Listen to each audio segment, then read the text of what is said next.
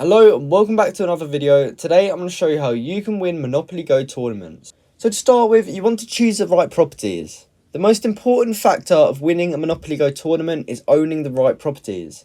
You want to focus on owning properties that are in high demand and will generate a lot of rent. Some of the best properties to own include Boardwalk and Park Place, the 4 railroads and the utilities. Next, you want to build houses and hotels. Once you own a few good properties, you need to start building houses and hotels on them, because this will increase the rent that you are able to collect from your opponents. Next, you don't want to be afraid to trade properties. If you don't have any good properties, you can trade them with other players for properties that are more valuable. You want to use your tokens wisely.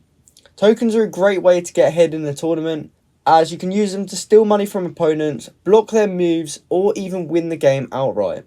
You can't forget about multipliers, because multipliers can help you earn lots of points quickly.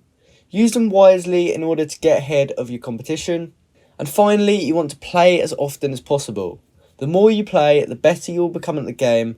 And the better you become, the more likely you are to actually win a tournament.